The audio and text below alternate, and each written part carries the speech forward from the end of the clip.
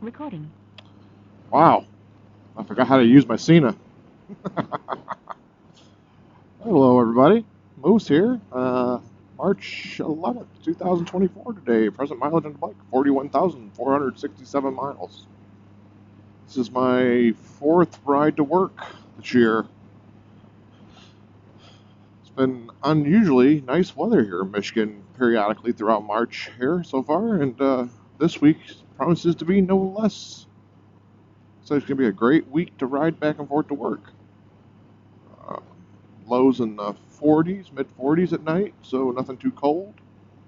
Highs in the 40s and 50s during the day, so nothing too cold. So I'm looking forward to getting some riding in this week on the way back and forth to work. It's been a minute.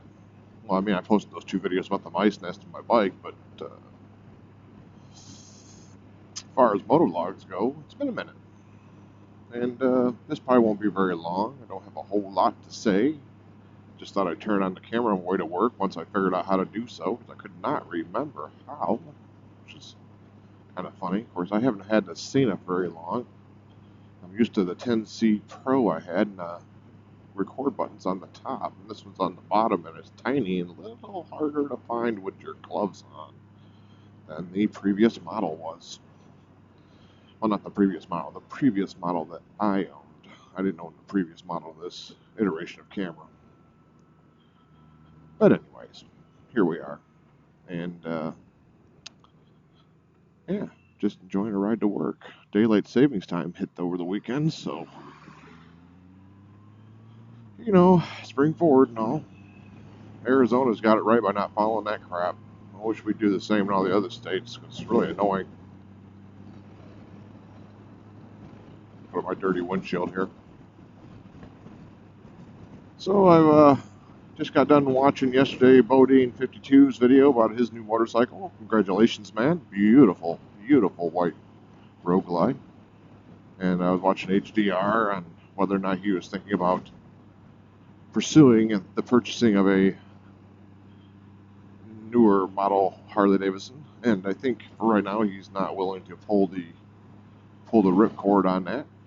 He's still thinking it through, which is probably the smartest decision he can make, is not to rush into anything, because he might regret it later. So giving it some time, some thought, and really looking at the pros and cons is a very good way to approach a purchase of that magnitude. Uh, I was interested by HDR's video about the lower model Road Glide that he was looking at, which was 28,000, I think he said, and that it didn't have the GPS activated. It was subscription for 3 years, it sounded like, which I hate subscription stuff. I don't know why we had to go that route, but everybody's paying for it now, so that's the way it's going. But anyways, so it had some features that the other bikes, the other models have that it doesn't have. And he was talking about the saddlebags being like plastic instead of, I guess, the poured resin fiberglass that Harley-Davidson is known for, or sheet molded compound probably that they're known for. And I'm curious. I haven't researched this at all.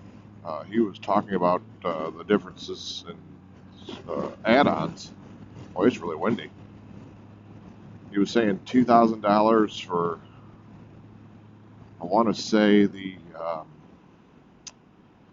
the simple upgrade kit he was talking about. Seat, floorboards, sort of high pegs for the rear passenger or for the passenger, and so forth and so forth and such. And I guess I have a question. I haven't researched it.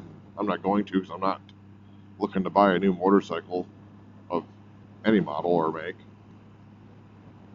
What would be the cost just to buy the Road Glide Special? Do they still make that, or the equivalent to that, so all the stuff's already done like that? I mean, would you really save money in the long run, or would you end up spending more money in the long run? That's my question to anybody who knows the answer. Because it seems like if it costs you $3 grand to add this and that and that, and I'm not talking slip-on stage kits and all that stuff. I'm just talking the basics, the stuff that the other bike will come with stock.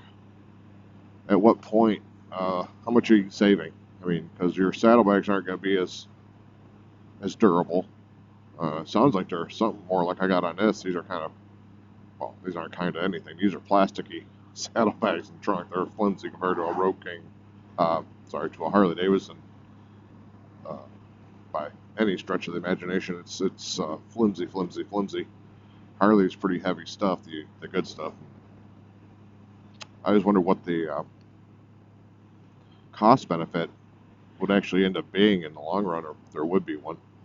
Or would you just end up spending more money by trying to make it the higher model instead of just purchasing the higher model? See what I mean?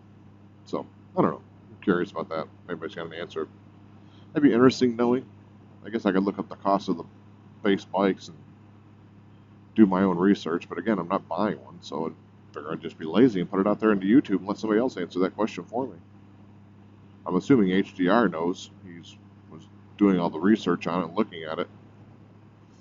I was really impressed by the trade-in they're going to give him on his Road Glide. Holy crap, man, that's amazing.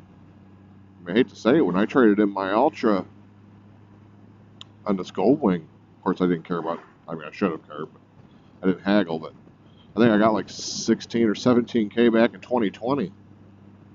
So to think you can get 21 now is amazing. Of course, I looked up this bike, and at the dealer right now, it's selling 24, 25, I guess. So I'm guessing the newer models cost a hell of a lot more than what this thing did new when I bought it, because everything's gotten more expensive. So this thing's probably costing around 32 now, I bet. Touring bikes are usually apples to apples, really, in price. They're pretty similar. People talk about Harley-Davidson being expensive. In all actuality, if you're comparing a touring bike to a touring bike to a touring bike, you're getting up and around the same cost factor. I mean, you're maybe a grand or two, and that's nothing when you get that high to say that one's that much more expensive than the other. You're not dealing with a whole lot of wiggle room up there. I know things are worth a little more now that COVID happened, so, Anyways, thought I'd do a video, first one of the year, on the bike, on the Cena, because I'm too lazy to carry the GoPro or the Insta cameras carry with me anymore. It's just nice to have this thing on the side. It does good enough. Not making a living off this, obviously. Alright, well, I'm almost to the light of M52, so y'all have a good one out there. I'll talk to you all next time. See ya. Bye.